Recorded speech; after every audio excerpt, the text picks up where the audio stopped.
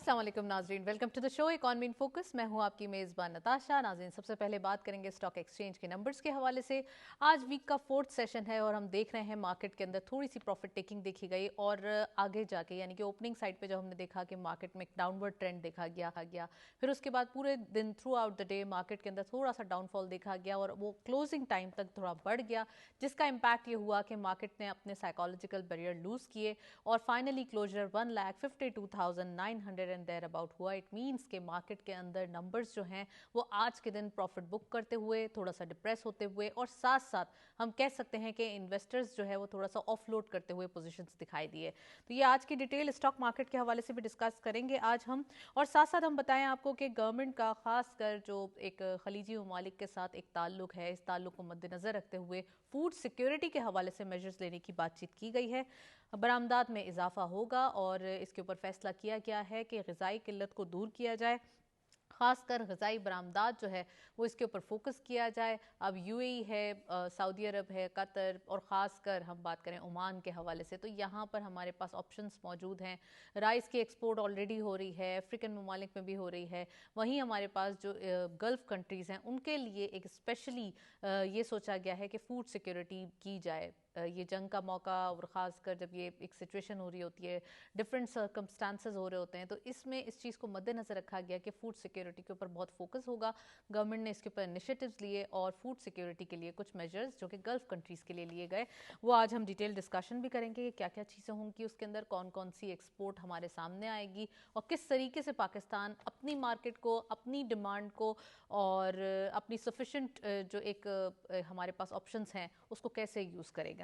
तो आज हम यहाँ डिटेल डिस्कशन भी करेंगे और पाकिस्तान और चाइना के हवाले से बात करें, जहाँ ये दोस्ती, जहाँ ये ब्रदरली एक कंट्रीज़ दोनों एक अच्छे रिलेशन में दिखाई देते हैं, वहीं इन्वेस्टमेंट बढ़ाने की अपॉर्चुनिटीज़ पे मज़ीद फोकस किया जा रहा है। किस तरीके से ट्रेड के हवाले से, किस तरीके से इन्वेस्टमेंट अपॉर्चुनिटीज़ को ग्रैब किया जाएगा।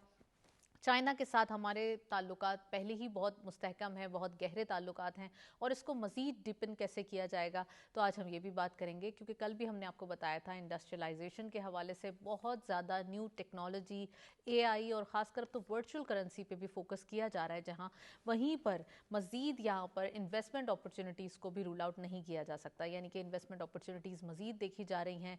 इंडस्ट्रियलाइजेशन के ऊपर फोकस किया जा रहा है, डिफरेंट सेक्टर्स में जितने ज़्यादा हमारे पास ऑप्शंस हैं उनको एक्सप्लोर किया जा रहा है, ताकि हमारे लिए नई अपॉर्चुनिटीज़ भी सामने आएँ और नई चीज़ें जो आजकल एक टेक वर्ल्ड में हैं वो भी सामने आए। तो चाइना के साथ हमारे लिए मज़ीद इन्वेस्टमेंट को बढ़ाना, मज़ीद बिजनेस अपॉर्चुनिटीज़ को देखना और B2B रिलेशन को देखना। अभी तो हमने सिपैक के हवाले से गवर्नमेंट टू गवर्नमेंट रिलेशनशिप को ज़्यादा फोकस में देखा, लाइमलाइट में देखा, लेकिन अब B2B रिलेशन के हवाले से इतना ज़्यादा एक हम कह सकते हैं पेनिट्रेशन है, जिसको गवर्नमेंट चाहती है कि जितनी जल्दी यूटिलाइज़ किया जाए उतना ही बेहतर होगा। और हमारे बिजनेस कम्युनिटी पहले ही बहुत ज़्यादा चाइना से इंपोर्ट के हवाले से, बिजनेसेस के हवाले से बहुत बकअप नज़र आते हैं, वहीं यहाँ पर ये नई अपॉर्चुनिटी गवर्नमेंट ने दी है।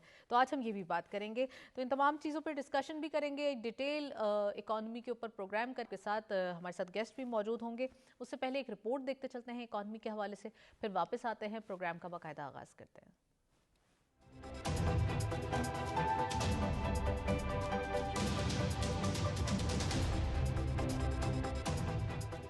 मुल्क में ईंधन की कीमतों के दबाव के पेश नजर हुकूमत ने कम आमदनी वाले तबके को बराह रास्त रिलीफ फराहम करने के लिए अहम और जदीद इकदाम का फैसला किया है। मोटरसाइकिल, रिक्शा और छोटी गाड़ियों के सारिफिन के लिए डिजिटल ईंधन कोटा सिस्टम मुतारिफ कराया जा रहा है, जिसका मकसद मुस्तहिक अफराद तक सब्सिडी की शफाफ और मौसर फराहमी यकीनी बनाना है। हुकूमती मंसूबे के तहत एक मोबाइल एप्लीकेशन तैयार की जाएगी, जिसके जरिए सारिफिन अपने शनाख्ती कार्ड और गाड़ी के रजिस्ट्रेशन नंबर के साथ रजिस्टर हो सकेंगे। इस ऐप के जरिए डिजिटल वाउचर्स जारी किए जाएंगे, जिनकी बुनियाद पर सारिफिन को मुकर्ररा हद तक सब्सिडी शुदा पेट्रोल फराहम किया जाएगा। इस निजाम से न सिर्फ मुस्तहिक अफराद को बराह रास्त फायदा पहुँचेगा, बल्कि ईंधन के गैर जरूरी इस्तेमाल की हौसला शिकनी भी होगी। हुकूमत ने इस मंसूबे में शफाफियत और आसानी को यकीनी बनाने के लिए रिटेलर्स और पेट्रोल पंप्स को भी जदीद सहूलियात फराहम करने का फैसला किया है। प्री इंस्टॉल्ड एप्लीकेशन और फौरी तस्दीकी निजाम के जरिए सब्सिडी की फराहमी को खुदकार बनाया जाएगा। माहिरीन के मुताबिक इस मंसूबे पर अमल दरामद से न सिर्फ कम आमदनी वाले अफराद को रिलीफ मिलेगा, बल्कि तवानाई के बेहतर इस्तेमाल और मईशत पर बोझ कम करने में भी मदद मिलेगी।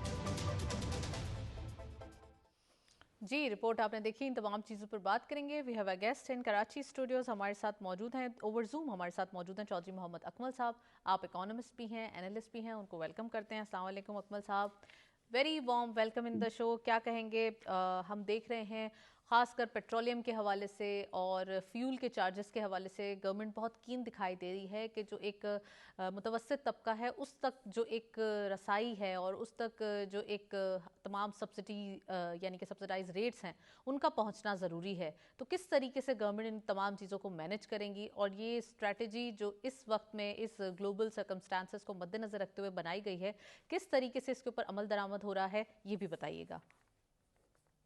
ये पेट्रोल की और डीजल डीजल की बढ़ती हुई कीमतों के पेश नज़र ये चीज़ तो बहुत ज़रूरी थी कि हुकूमत जो है वो जो गरीब तबका है या जो मिडिल क्लास है उसको सब्सिडी दे, क्योंकि वो लोग जो अफोर्ड कर सकते हैं उनके लिए तो कोई मसला नहीं है, वो तो 1,000 रुपये लीटर भी पेट्रोल या ऑयल जो है ना वो परचेज कर सकते हैं। लेकिन मसला उनके लिए होता है जो डेली मजदूरी के लिए जाते हैं, डेली कामकाज के लिए जाते हैं, मोटरसाइकिल वाले हो गए या छोटी सीसी वाली अगर गाड़ियों वालों को हम ले लें, तो उन लोगों के लिए बहरहाल एक प्रॉब्लम पैदा होती है। अब सवाल ये पैदा होता था कि ऐसे लोगों को किस तरीके से सब्सिडाइज किया जाए। मतलब एक जो प्लेटफॉर्म जिसकी बात की जाती है या एक मैकेनिज्म जो है ना, उसकी जरूरत बड़ी शिद्दत से महसूस की जा रही थी, क्योंकि इसके बगैर पॉसिबल नहीं था। तो ये एक बहुत अच्छा जो डिजिटल ऐप बनाई जा रही है एआई का और आईटी को इस्तेमाल करते हुए, मेरे ख्याल में ये एक बहुत ही खुशाइंद बात है। और इससे जो है वो जो पेट्रोलियम की मसनूआत हैं वो आम आदमी को या गरीब तबके को अगर मुनासिब रेट के ऊपर मिल जाती हैं, तो इससे जो है वो बहुत सारे मसाइल जो हैं वो हमारे हल हो जाएंगे। आम राइट। आदमी के ऊपर इतना इम्पैक्ट नहीं आएगा, क्योंकि पेट्रोलियम मसनूआत के ऊपर सबसे ज्यादा जो हुकूमत पेट्रोलियम एक तो लेवी वसूल कर रही है या दीगर जो ड्यूटीज वगैरह हैं। तो अब होता यह है कि एक महंगी तरीन गाड़ी वाला भी जो है ना वो उतनी ही अमाउंट जो है वो पे कर रहा होता है पर लीटर, और एक जो गरीब आदमी जिसने 1 या 2 लीटर पेट्रोल डलवाना है अपनी मोटर बाइक में, वो भी सेम अमाउंट पे कर रहा होता है। तो इस इन इक्वलिटी को बराबर करने के लिए इस तरह की सब्सिडी देना और बिल्कुल जायज बंदे को जो जो इसका मुस्तहिक हो उस तक हम्म। पहुंचाना एक बहुत बड़ा चैलेंज था, जिसको इस ऐप के जरिए जो है वो पूरा किया जाएगा। तो this is very well and बहुत ही अच्छी मूव है और बड़ी मतलब टाइमली मूव है, क्योंकि अभी कोई प्रिडिक्शन नहीं कर सकते हम कि फ्यूल की कीमतें वो कहाँ पे जाके रुकेंगी। अभी दोबारा से आज बढ़ना शुरू हो गई है, तकरीबन 105-106 डॉलर के ऊपर जो है वो ब्रेंट ऑयल जो है वो ट्रेड हो रहा है। और अब अगर जंग में मजीद इजाफा आगे बढ़ती है तो डेफिनेटली ऑयल की प्राइसेस जो है ना वो मजीद हाई कर जाएंगे। तो इस सूरत हाल में हमारी जहां इकोनॉमी के ऊपर प्रेशर पड़ेगा, तो सबसे ज्यादा जो इससे मुतासिर होगा वो एक आम गरीब आदमी होगा। या आप ये समझें कि पाकिस्तान की तकरीबन 18 करोड़ राइट। 20 करोड़ के करीब जो आबादी है वो इससे ज्यादा मुतासिर होगी। तो उनके लिए सब्सिडी का इंतजाम बहरहाल बहुत जो है वक्त की जरूरत थी। अच्छा अकमल साहब, ये भी बताइएगा कि आपने सर्कमस्टांसेस का जिक्र किया जो कि ग्लोबली हम देख भी रहे हैं, थोड़े से समटाइम्स बड़े हीटअप हो जाते हैं, समटाइम्स कुछ फ्लेक्सिबिलिटी देखी जाती है पाकिस्तान के अंदर, या Pakistan is a safest country ये जो अज्यूम किया जा रहा है, जिस तरीके से एक निगोसिएशन पाकिस्तान पोजीशन में दिखाई दे रहा है और जिस तरीके से फील्ड मार्शल साहब की जो एक हम कह सकते हैं प्रेजेंस है वो बहुत ज़्यादा एक पॉजिटिव जोन में दिखाई दे रही है। तो ये तमाम चीज़ें हैं जो कि पूरी दुनिया इस चीज़ को सराह रही है। लेकिन यहाँ पर जंग के आसार के बारे में कुछ कहना कि ये कब ख़त्म होगी या कब इसका ये सब चीज़ें वाइंड अप होंगी, ये ज़रा कबल अज़ वक्त है। तो ये भी बताइएगा कि फूड सिक्योरिटी के हवाले से गल्फ़ कंट्रीज़ के लिए गवर्नमेंट ने कुछ मेजर्स लिए हैं, तो ये कैसे लगते हैं आपको? एक्सपोर्ट में मज़ीद इजाफा करना है, फूड जो सेक्टर है इसके अंदर मज़ीद बूस्ट आना है, तो हमारी अपनी पॉपुलेशन को मद्देनज़र रखते हुए, अपनी डिमांड को मद्देनज़र रखते हुए और फिर उसके बाद हमें एक्सपोर्ट भी करना है, तो किस तरीके से गवर्नमेंट स्ट्रेटजी बनाने जा रही है? देखिए, हुकूमत की स्ट्रेटेजी अभी फिलहाल तो उन्होंने ऐलान ही किए हैं, जो मतलब जो जहाँ तक मेरी नॉलेज है कि जो हमारे जो गल्फ से जो वॉर से अफेक्ट कंट्रीज हैं उनको जो है हम एक्सपोर्ट करेंगे या बरामदात जो है वो उनको हम बढ़ाएंगे। और बरामदात जब हम बढ़ाने की बात करते हैं तो हमारे पास जो एग्रीकल्चरल या डेयरी प्रोडक्ट्स ही रह जाती है, जैसे चीनी हो गई या गंदम हो गई, जो भी हमारी क्रॉप अल्हम्दुलिल्लाह आएगी भी और उम्मीद है कि बहुत अच्छी क्रॉप होगी। यूएई से हमारा सौदा भी हो गया है तकरीबन, उनको हम जो है वो एक्सपोर्ट कर रहे होंगे। तो this is a good sign. उसके बाद जो है वो जो डेयरी प्रोडक्ट्स हैं जिनमें मीट जो है वो हमारा गल्फ कंट्रीज में एक्सपोर्ट होता है, या डेयरी प्रोडक्ट्स हैं, उसकी भी अच्छी डिमांड है हमारी गल्फ कंट्रीज में। इन लाइव एडिशन जो स्टॉक है भी वो है। राइस जो है वो बड़ा हमारा वहाँ पे ना सिर्फ ये कि गल्फ में, बल्कि इवन चाइना में जो है ना सबसे ज्यादा हमारा जो है चावल वो एक्सपोर्ट हो रहा है और पसंद भी किया जा रहा है। तो हमारे पास अपार्ट फ्रॉम इंडस्ट्रियल ग्रोथ, हमारे पास जो है वो एग्रीकल्चर सेक्टर में ज्यादा बेहतरीन अपॉर्चुनिटीज जो है वो मौजूद है। अब जरूरत इस बात की है कि इनको कैपिटलाइज किया जाए और राइटली जो है वो इनको प्लेस किया जाए। फ्रूट्स हमारे यहाँ बहुत है, मैंगो की जो है ना वो क्रॉप वो आने वाली है। पिछली हमारी ऑरेंज की गई है, लेकिन अफगानिस्तान बॉर्डर बंद होने की वजह से थोड़े से उसमें प्रॉब्लम्स आए हैं, तो we have right. To search for new markets. तो और उसमें ये जो मौजूदा इकदाम है जो मार्केट्स तलाश करने का, जैसे गल्फ में जो है वो हमने डिसाइड किया है कि वहाँ भेजेंगे, तो it is a good sign. और मेरे ख्याल में इसको आगे मजीद एक्सपेंड करने की तरफ जाना चाहिए। अच्छा, ये भी आपने बताया कि ऑफ कोर्स फूड सिक्योरिटी के हवाले से ये तमाम मेजर्स लिए जा रहे हैं। अब पाकिस्तान के अंदर जो एक हम कह सकते हैं प्रोडक्शन है एग्रीकल्चर के हवाले से, इसका क्या आप समझते हैं आउटकम होगा? जिस तरीके से राइस के हवाले से तो we have already bumper crops हमने देखा, और राइस सेक्टर चाहते भी हैं कि वो 2 क्रॉप्स इस बार जो है वो उठा लें ताकि उनके पास जो एक्सपोर्ट के नंबर्स हैं वो बढ़ जाएं। लेकिन और मजीद जो अगर हम फूड की बात करें तो वो क्या सिचुएशन है?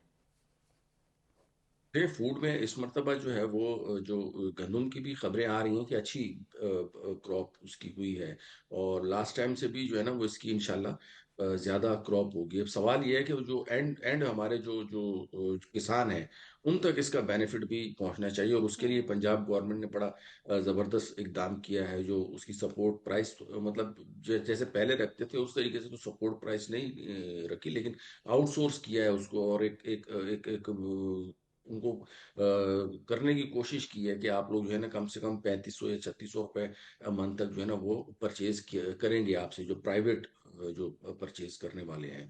तो उसके अलावा अगर हम बात करें तो अब कॉटन जो है उसकी पैदावार हमारी थोड़ी सी कम होती जा रही थी, उसके ऊपर थोड़ा सा हमें फोकस करने की जरूरत है। हमारी मकई की जो क्रॉप है वो बड़ी ग्रो कर रही है, खास तौर पे जो पंजाब के भलाई पंजाब है या नॉर्दर्न पंजाब है, उस इलाकों में ये मकई की क्रॉप भी बहुत अच्छे तरीके से जो है ना वो लोगों ने ऑप्ट की है। वो भी साल में 3 या 4 ही क्रॉप उससे ले लेते, तो उसमें वो मजीद जो है ना इसमें फायदा उठाने की पोजीशन में है। तो ओवरऑल अगर देखा जाए तो हमारे पास फूड सिक्योरिटी के हवाले से ना एंड सिर्फ ये कि हम poultry self and live sufficient stock हैं। के हवाले से अगर हम बात करें तो आपने डेयरी प्रोडक्ट्स का भी जिक्र किया, तो गल्फ कंट्रीज में आप समझते हैं लाइव स्टॉक के हवाले से भी, फिर क्योंकि आगे बड़ी ईद भी होगी, तो किस तरीके से मैनेज किया जाएगा? और हमारे एक्सपोर्ट के ऑलरेडी चाइना भी हमने देखा है कि वहाँ भी एक्सपोर्ट हो रहा है हमारा मीट।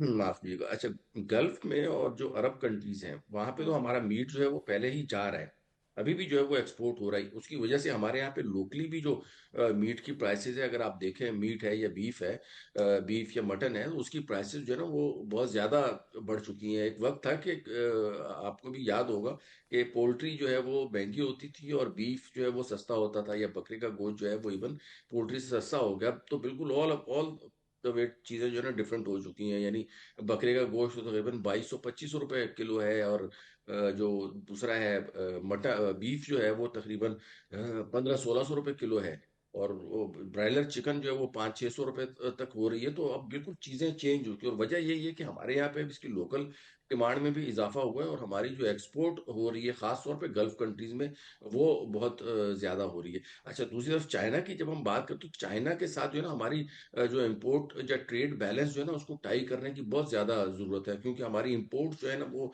चाइना से बहुत ज्यादा है, तकरीबन $12 बिलियन के लगभग है, और राइट। उनको हम एक्सपोर्ट तकरीबन 1-1.5 बिलियन की करते हैं। तो अगर हम चावल की 2-3 क्रॉप्स ले लेते हैं इन ईयर, और चाइना जो है इसकी बहुत बड़ी मंडी है, तो इससे जो हमारी चाइना के साथ ट्रेड में इनइक्वलिटी है उसको भी बैलेंस आउट करने में बहुत मदद होगी हमारी। और साथ ही साथ जो है वो हमारा अपना जो ट्रेड डेफिसिट और करंट अकाउंट है उसके नंबर भी जो है वो मुस्तकम होते हुए नजर आएंगे। राइट। अकमल साहब, यहाँ पे जहाँ फूड सिक्योरिटी के हवाले से इतने सारे इनिशिएटिव्स लिए गए, वहीं पाकिस्तान चाइना जो रिलेशनशिप है इसको भी मजीद स्टेबल किया जा रहा है। इसके हवाले से बताइए, इन्वेस्टमेंट और ख़ासकर हमारे पास जो कि ट्रेड की अपॉर्चुनिटीज़ हैं ये कैसे यूटिलाइज़ की जाएंगी। सिपैक फ़ेज़ 2 का स्टार्ट हो चुका है, इसमें फ़ेज़ 2 के अंदर इंडस्ट्रियलाइजेशन के ऊपर फ़रोग होगा। कौन कौन से सेक्टर आप समझते हैं कि ज़्यादा इससे मुस्तफ़ीद हो सकेंगे? अब एआई के अंदर और जो एक टेक वर्ल्ड है इसके अंदर ज़्यादा एक पाकिस्तान चाहता है कि इसकी प्रेजेंस हो, तो किस तरीके से पाकिस्तान इसको मैनेज करेगा और जो सेकंड फेज है इससे कैसे फ़ायदा उठाएंगे? पाकिस्तान में अगर एफडीआई की बात की जाए तो सबसे ज्यादा जो एफडीआई है वो चाइना की ही है पाकिस्तान में। और सीपैक की सूरत में जो है वो सीपैक के फेज 1 की सूरत में अच्छी खासी जो हमारे बलूचिस्तान के जो एरियाज हैं वहाँ पे रोड्स जो हैं वो कंस्ट्रक्ट किए जा चुके हैं। गवादर एयरपोर्ट जो है उसको कंस्ट्रक्ट किया गया है, उसके साथ हम्म। इकोनॉमिक कॉरिडोर जो है वो डेवलप किए गए हैं। अब फेज 2 में जो है ना उनको मजीद इन्वेस्टमेंट की तरफ लेके जाया जाएगा। जो बिजली के पावर प्लांट्स बनाए गए थे, तो नंबर ऑफ अपॉर्चुनिटीज जो है ना वो पाकिस्तान में अवेलेबल है। खास तौर पे अगर राइट। बलूचिस्तान के रेफरेंस से बात की जाए तो चाइना जो है ना वो हमारा जाहिर है सबसे पुराना और सबसे जो है वो करीबी दोस्त है। और उससे जो है वो हम अच्छे मतलब टाइज को लेके चलना चाह रहे हैं। और नज़र भी यही आ रहा है कि इंशाल्लाह आने वाले वक्तों में जो चाइना की जो दिलचस्पी है वाया गवादर पोर्ट जो है वो इंटरनेशनल जो ट्रेड का स्टार्ट किया जा सकता है।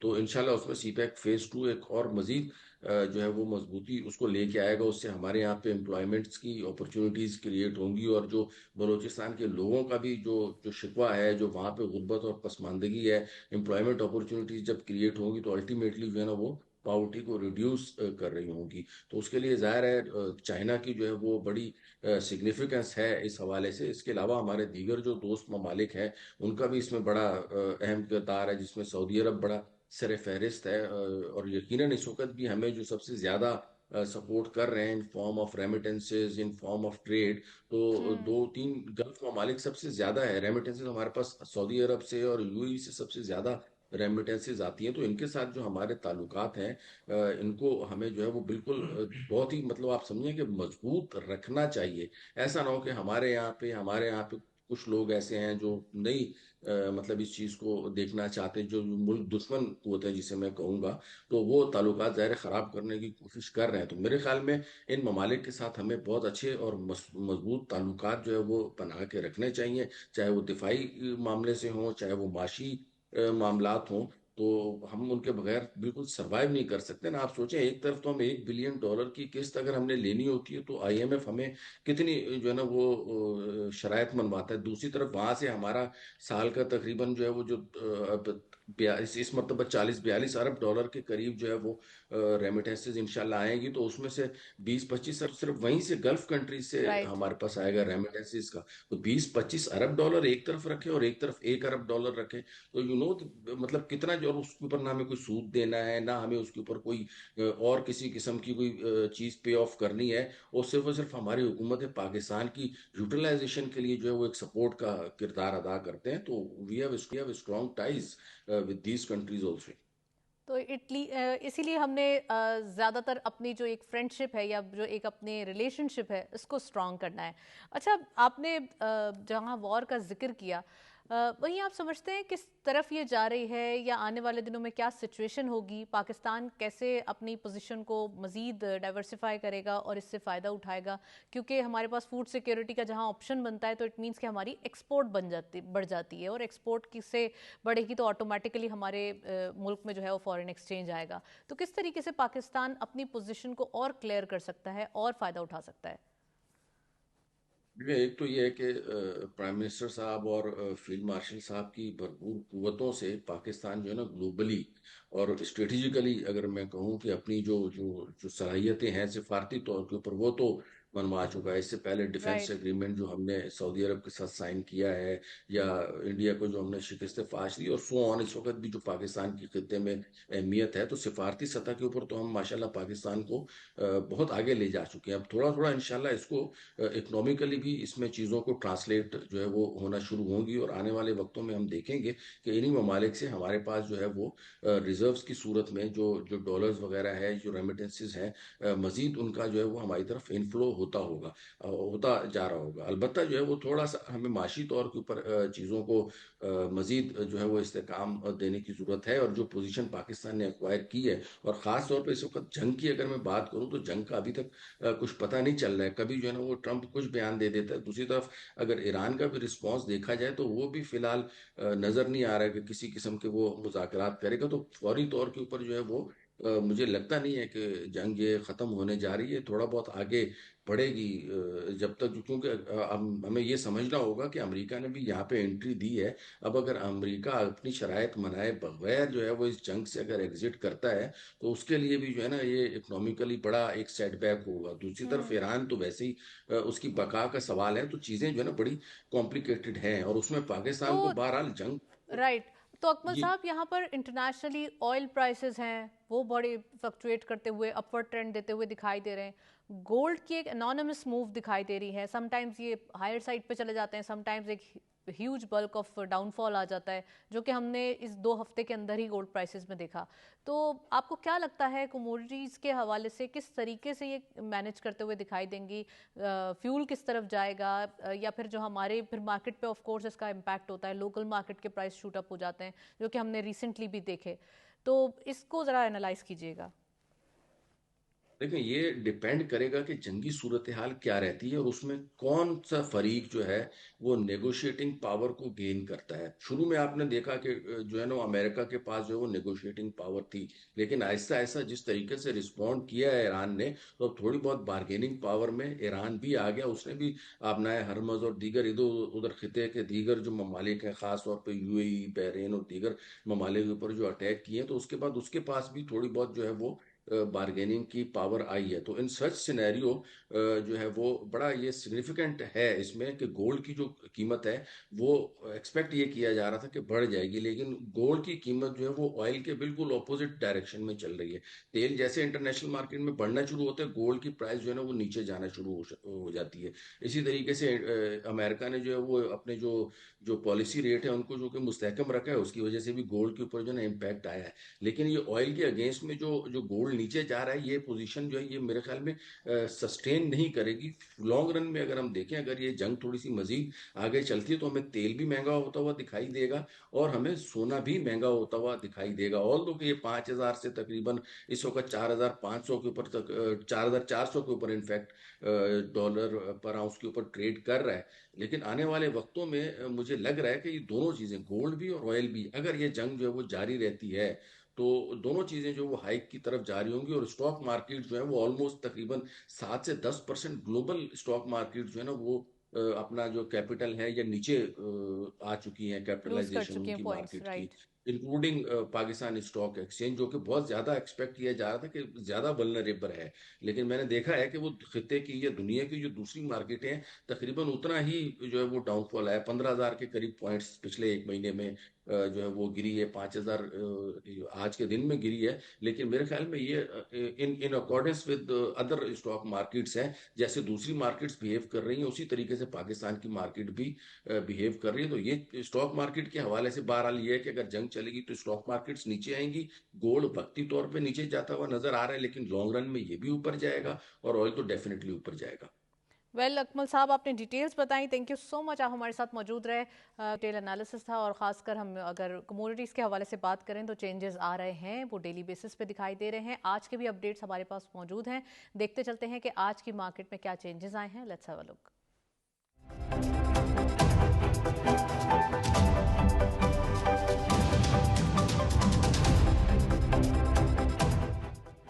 Gold की per तोला प्राइस 4,76,781 रुपीज़। गोल्ड पर 10 ग्राम 4,09,198 रुपीज़।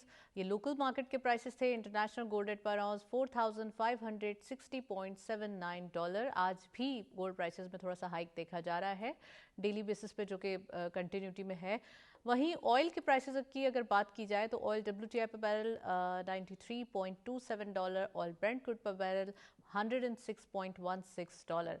थोड़े से चेंजेस या थोड़ी सी जो एक ब्रेंट क्रूड है वो बढ़ता हुआ दिखाई दे रहा है। WTI में भी थोड़ा सा चेंज दिखाई दे रहा है। इट मीन्स के यहाँ पर जो कि जंग के आसार हैं या ग्लोबली सिचुएशन है वो इम्पैक्ट दे रही है डेली बेसिस पे। नेक्स्ट हमारे पास करेंसी रेट्स भी मौजूद हैं, देखते चलते हैं।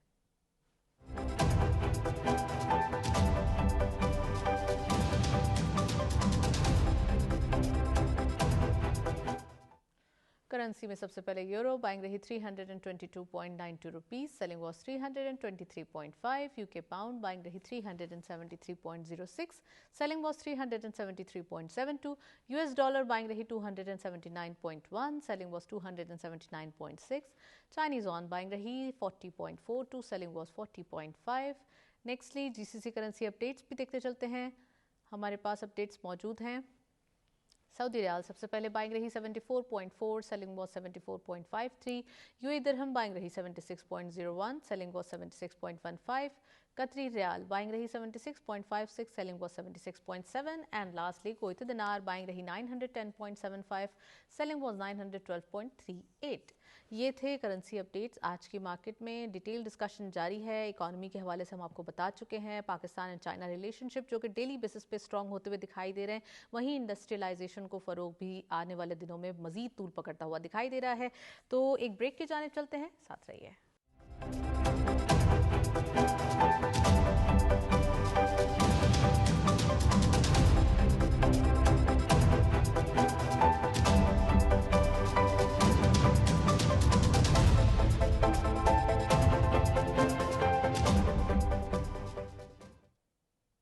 वेलकम बैक नाजरीन। हम बात कर रहे हैं हाउसिंग कर्ज़ों के हवाले से। गवर्नमेंट का हाउसिंग कर्ज़ों में इजाफा देखा जा रहा है। गवर्नमेंट ने इस पर जो है वो एक स्ट्रॉन्ग मेजर लिया है कि हाउसिंग के हवाले से जितना हो सके लोन्स पास किए जाएं, हाउसिंग फाइनेंसिंग में इजाफा होना चाहिए और कानूनी इस्लाहात को तेज़ करने का ये इनिशिएटिव लिया गया है। आज हम इसके ऊपर बात करेंगे किस तरीके से गवर्नमेंट हाउसिंग स्कीम्स के ऊपर या हाउसिंग फाइनेंसिंग के ऊपर फोकस करते हुए दिखाई दे रही हैं। आम आदमी के लिए किस तरीके से ये ख्वाब पूरे होंगे, तो ये जो स्कीम्स होंगी इससे कैसे मुस्तफ़ीद होंगे वो, और साथ साथ अगर आने वाले दिनों में हाउसिंग लोन्स के लिए आसानी हो जाती है यानी कि फैसिलिटेशन हो जाती है तो किस तरीके से ये आवाम को मैसर होंगे, आज इसके हवाले से हम आपको डिटेल बताएंगे।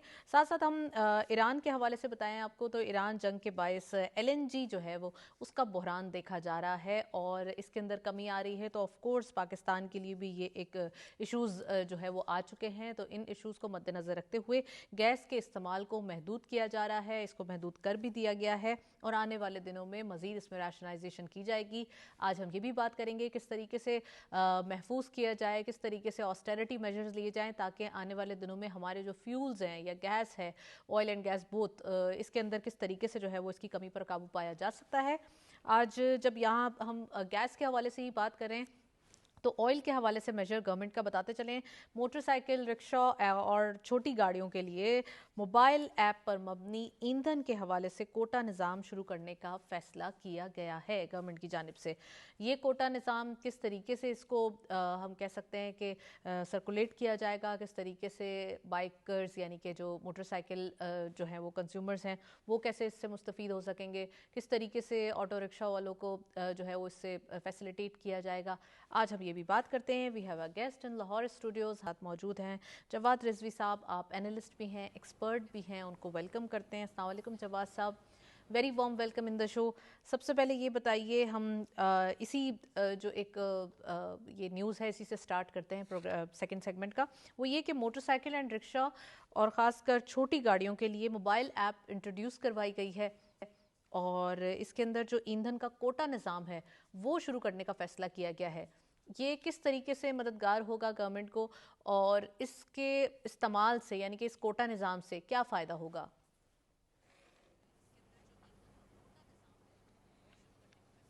जी वालेकुम सलाम नताशा।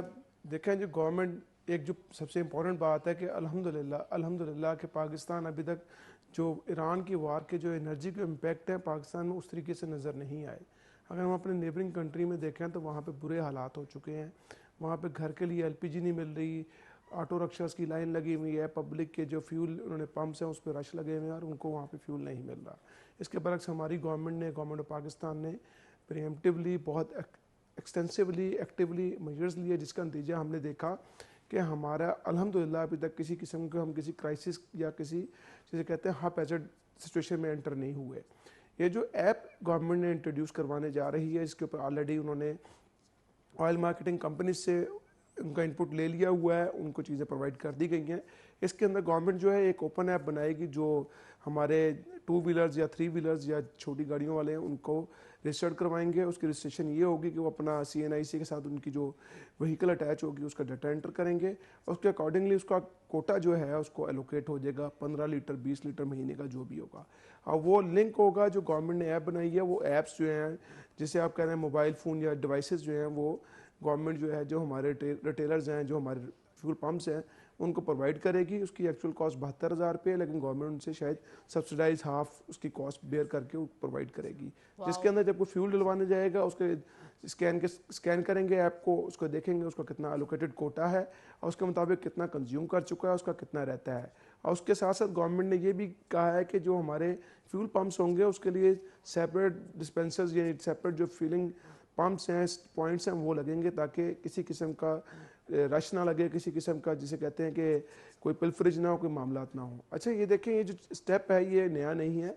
अगर हम कोई थोड़ा सा बैक स्टेप जाएँ तो पहले भी गवर्नमेंट ने एफर्ट की थी कि हम अपने मोटरसाइकिल्स वाले 2 व्हीलर्स को या 3 व्हीलर्स को सब्सिडाइज फ्यूल दे सकें। उसके ऊपर एक पूरा एक्सटेंसिव होमवर्क किया गया था, वर्किंग पेपर तैयार किया था, ये डॉक्टर मुसद्दिक मलिक साहब के टाइम में हुआ था। और उसमें यह भी कहा था कि हम राउंड 92 की बजाय राउंड 86 जो हमारा फ्यूल है वो यूज़ कर दिया जाए, लेकिन वो एनवायरनमेंट का इम्पैक्ट क्रिएट करता है। और IMF ने क्योंकि कहा था कि पाकिस्तान गवर्नमेंट ने अब आगे सब्सिडीज़ नहीं देनी, तो उसको उस मंसूबे को शेल्फ कर दिया गया था। तो हमने एक किस्म का कॉन्सेप्ट पेपर जो बेसिक क्या नाम है वर्क है पहले भी किया हुआ था, उसी वर्क को हमने अब इस सिनेरियो के अंदर उसको इम्प्लीमेंट करने जा रहे हैं कि हमारे पास हमारा होमवर्क पूरा है, ऐप तैयार हो गई है, उसके पायलट टेस्टिंग शुरू हो चुकी है और वो हो सकता है अगले 2-4 दिनों के अंदर वो लॉन्च कर दी जाए और तमाम जो हमारे बाइकर्स हैं, हमारे 3 व्हीलर्स हैं, उनको उसके अंदर रजिस्टर कर लिया जाएगा, उसमें जाके उस पर वो फ्यूल लेंगे।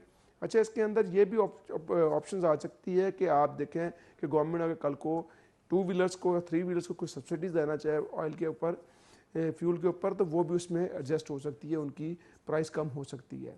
अच्छा, ये सारी चीज़ों के साथ एक मेरे ख्याल में जो चैलेंज बन सकता है वो ये बन सकता है कि हमारे यहाँ एक कल्चर है कि हम जो लेते हैं अपनी 2 व्हीलर्स या 3 व्हीलर्स उसको अपने नाम पे नहीं ट्रांसफ़र करते, जिसकी वजह से चैलेंज बन सकता है कि जिसका मैं फॉर एग्जांपल अपनी मैं गाड़ी यूज़ कर रहा हूँ, गाड़ी मेरे नाम पे नहीं है, किसी और के नाम पे है, तो उस पर कोई प्रॉब्लम आ सकती है। 3 व्हीलर्स ये होता है कि हमारे वो जिसे कहते हैं कि ट्रांसपोर्टर्स हैं, उन्होंने 200, 300, 400 रिक्शाज लिए हुए हैं, उन्होंने आगे उसको दिए हुए हैं, सबलेट किए हुए हैं आगे, तो इनको किस तरीके से अकोमोडेट करना है इसकी ज़रा जिसे कहते हैं निटी-ग्रिटी अभी ओपन नहीं हुई। डेफिनेटली जो हमारे पॉलिसी मेकर हैं उनको इस चीज़ का आइडिया होगा, उन्होंने इसको भी इसके अंदर कवर किया हुआ होगा।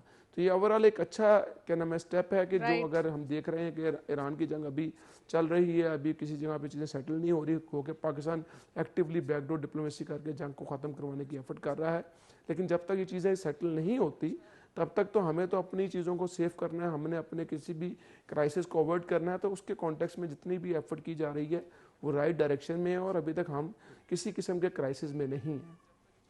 राइट। अच्छा जवाद साहब, ये भी बताइएगा कि आपने जो ये चीज़ें बताई हैं इससे 2-3 सवाल हैं वो इससे उभरते हुए दिखाई दे रहे हैं। एक तो ये कि गवर्नमेंट जब यहाँ पे सब्सिडाइज रेट्स के हवाले से बात कर रही है और NIC का आपने जिक्र किया कि NIC अगर किसी भी कंज्यूमर के नाम पे गाड़ी रजिस्टर्ड नहीं होगी और उसके NIC के साथ अटैच नहीं होगी तो इश्यूज़ होंगे, तो वो कैसे हैंडल किया जाएगा और उनको क्या किसी स्पेसिफिक हम कह सकते हैं कि पेट्रोल पंप से ही मैसर होगा पेट्रोल या फिर वैसे उनको फॉरबिड होगा, यानी कि उनको नहीं दिया जाएगा? ये दोनों चीज़ें क्लियर करिएगा कि आम तौर पे उनको पूरे रेट के साथ अवेलेबल होगा कि जिनके पास रजिस्ट्रेशन नहीं होगी तो वो क्या कर सकेंगे, और 2 व्हीलर्स और 3 व्हीलर्स जिसके ऊपर ये गवर्नमेंट ने सब्सिडी दी है तो ये कब तक, यानी कि ये जंग का दौरान है जब तक ही चलेगी या उसके बाद भी कंटिन्यू रहेगी?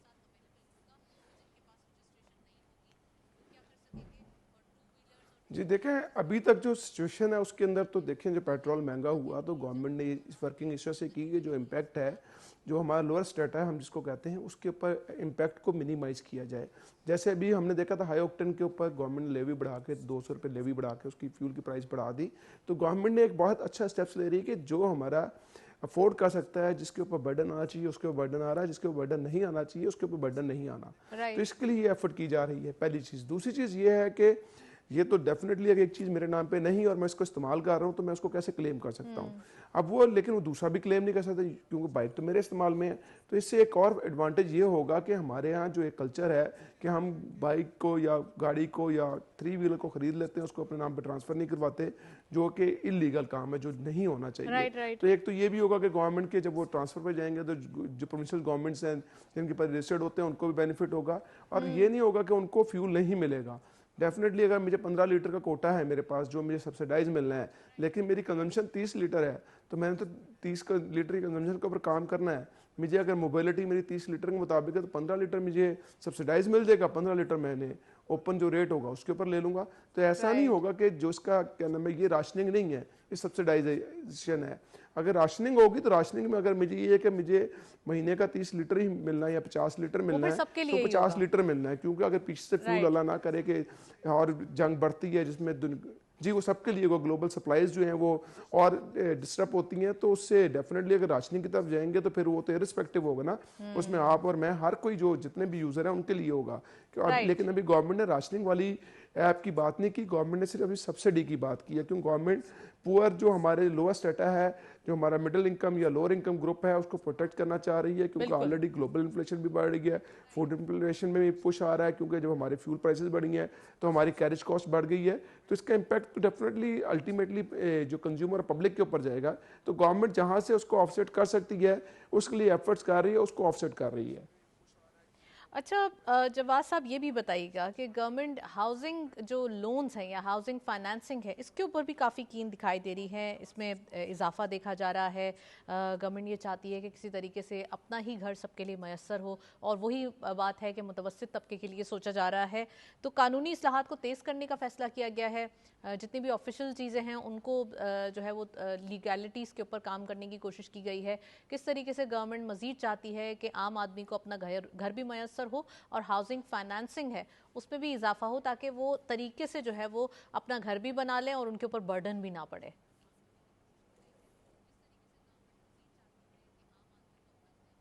जी नताशा, ये देखें कि हमारा जो ना एक बड़ा अनफॉर्चुनेट है कि हमारा जो होम लोन है उसके जो मॉर्गेज का जो उसके डॉक्यूमेंटेशन है, लीगल प्रोसेस हैं, वो बड़े ही इतने स्ट्रिक्ट हैं कि हमारा जो जिसे कहते हैं लोअर स्ट्रेटा जो है या कॉमन मैन जो है वो उसको मॉर्गेज के ऊपर नहीं जा सकता, हाउस फाइनेंसिंग नहीं करवा सकता।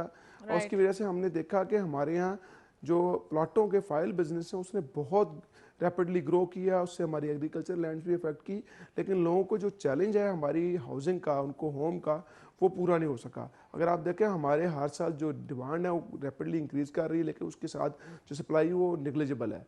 तो हमारी जो इससे शॉर्टेज है वो अभी भी 5-7 मिलियन से ज़्यादा है हाउसिंग की मुल्क में। तो ये जो गवर्नमेंट के एफर्ट है, गवर्नमेंट बेसिकली ये फोकस कर रही है। गवर्नमेंट हर चीज़ को तो खुद नहीं कर सकती, गवर्नमेंट सारे लोगों को घर प्रोवाइड नहीं कर सकती। गो के प्राइम मिनिस्टर शहबाज शरीफ साहब का आशियाना प्रोजेक्ट एक कामयाब प्रोजेक्ट है। उन्होंने पंजाब में बीइंग चीफ मिनिस्टर पंजाब यह प्रोजेक्ट करके दिखाया, वहाँ पे वो स्टैब्लिश्ड प्रोजेक्ट है और उस पर सारे एक्सपेरिमेंट्स हैं और ही नोज़ के किस तरीके से लोगों को फैसिलिटेट किया जा सकता है, एक अच्छी हाउसिंग प्रोवाइड की जा सकती है। तो क्योंकि ये नेशनल लेवल के ऊपर है तो गवर्नमेंट ने इस चीज़ को फोकस किया इंस्टेड के हम कोई हाउसिंग यूनिट्स बना के करें, क्योंकि ये बहुत लंबा काम हो जाता है, इससे मल्टीपल इश्यूज आ जाते हैं। तो गवर्नमेंट ने हाउसिंग फाइनेंस, मेरे पास प्लॉट है 2 मरले का 3 मरले का, अब 2-3 मरले के प्लॉट को यूजली जो बैंक है वो मॉर्गेज में नहीं आता, उसको फाइनेंसिंग नहीं करता क्योंकि उसकी रिक्वायरमेंट्स अपनी हैं। तो गवर्नमेंट ने जो फाइनेंशियल सेक्टर है उसके साथ और जो लीगल सेगमेंट्स हैं उनको मिला के, जैसे हाउस बिल्डिंग फाइनेंस कॉर्पोरेशन हर तरह के सेगमेंट्स को जो फाइनेंस करता था, लेकिन हाउस बिल्डिंग फाइनेंस कॉर्पोरेशन जो है HBFC पूरा तमाम सेक्टर जितनी भी हाउसिंग की डिमांड है उसको पूरा नहीं कर सकता। तो हमारे जो बैंक्स हैं वो इसको कर सकते हैं। आपने देखा था माजी में बैंक्स ने इसको थोड़ा सा जिसे लीन किया था गवर्नमेंट ने, तो उसके अंदर 10 मिलियन तक की हाउस फाइनेंसिंग गई थी, 15 मिलियन तक की गई थी, तो एक बिग पुश आया था। अच्छा, इसका एडवांटेज एक बहुत बड़ा ये है कि जब आप हाउसिंग फाइनेंस को ईजी करेंगे तो आपके हाउसिंग सेक्टर में एक बूम आएगा, एक पुश आएगा, कंस्ट्रक्शन एक्टिविटीज़ होंगी। और कंस्ट्रक्शन एक्टिविटीज़ को कहा जाता है कि मदर ऑफ दी 60 और 70 इंडस्ट्रीज जो उसके साथ अलाइड हैं, जिसके अंदर जब आप कंस्ट्रक्शन में जाते हैं, घर बनाते हैं, तो आप देखें घर के अंदर हर चीज़ शामिल होती है। उसमें आपकी होम अप्लाइंसेस भी आते हैं, उसके अंदर आपको वुड वर्क भी आता है, उसके अंदर टाइलिंग भी आती है, मतलब यू नेम एनीथिंग, और उसके अंदर हर चीज़ आती है। आपकी आयरन इंडस्ट्री जो है, स्टील इंडस्ट्री, उसको भी ग्रो मिलता है, सीमेंट को भी मिलता है, ब्रिक्स को भी मिलता है, हर इंडस्ट्री जो उसके साथ अलाइंड है, अटैच्ड है। तो ये अगर हाउस फाइनेंसिंग ईजी हो जाती है तो इसका एडवांटेज आपको इकॉनमी में नज़र आएगा, इकोनॉमिक एक्टिविटी में नज़र आएगा और आपकी इकोनॉमिक ग्रोथ में नज़र आएगा। तो ये वो चीज़ फैक्टर है कि गवर्नमेंट इस चीज़ पर प्राइमरीली फोकस कर रही है कि हमने जो कंस्ट्रक्शन इंडस्ट्री जो है, जिसके हाउस बिल्डिंग फाइनेंस जो हाउसिंग लोन को हमने ईजी करना है, उसको आसान शराइत पे लेके आना है और इसे कहते हैं कि ईजी मार्कअप के ऊपर भी लेके आना है, ताकि जो एक बंदा किराए पे रह रहा है अगर उतना ही उसको ऐसा लोन मिल जाता है कि उस लोन को वो किसके तौर पे, जैसे जितना वो फॉर एग्जांपल 40,000 रुपये महीना किराया देता है और 40,000 रुपये वो बैंक को लोन देना शुरू कर देता है, तो 10 साल बाद वो अपने घर का मालिक बन जाएगा। वो अगर वो किराया देता रहेगा, किराया 40,000 से बढ़ता जाता है हर साल, आपको पता है कि 10%, 5%, 11%, 12% ग्रो करता है, तो 10 साल बाद 40,000 रुपये वाला किराया वो 60-65,000 रुपये दे रहा होगा, लेकिन उसके पास एसेट कुछ नहीं होगा। लेकिन उसके बरक्स अगर वो लोन लेता है और अपना घर बना लेता है तो 40,000 रुपये वो बैंक को 10 साल 15 साल पे करता रहेगा और उसका अपना एसेट बना हुआ होगा। उसको ये खौफ नहीं होगा कि मालिक मकान कहता है कि भाई उठो चलो जाओ अपने निकलो। तो ये वो चीज़ है जिसको गवर्नमेंट ने फोकस किया है प्राइमरीली और लोगों को फैसिलिटेट करने के लिए एफर्ट कर रही है। और इंशाल्लाह हम देखेंगे कि आने वाले दिनों में ये एक अच्छा जो हमारा हाउस फाइनेंसिंग के लोन्स के ऊपर पेशरफ्त होगी और लोगों को easy loaning for home financing, home construction मिलेगी। राइट जवाद साहब, आपने डिटेल्स बताई। Well thank you so much, आप हमारे साथ मौजूद। काफ़ी डिटेल एनालिसिस और ख़ासकर अगर हम बात करें ये तमाम चीज़ें जो गवर्नमेंट इनिशिएट करते हुए दिखाई दे रही हैं, वो सिर्फ एक तो ये है कि टैक्स कलेक्शन का निज़ाम उसको बेहतर बनाया जा रहा है और दूसरी तरफ जो आम आदमी है यानी कि आम आवाम है, मुतवस्सित तबका है, उसको रिलीफ देने के लिए तगोदो नज़र आ रही है। वेल इसी नोट पर प्रोग्राम को वाइंड अप करेंगे। इजाज़त दीजिए, अल्लाह हाफ़िज़।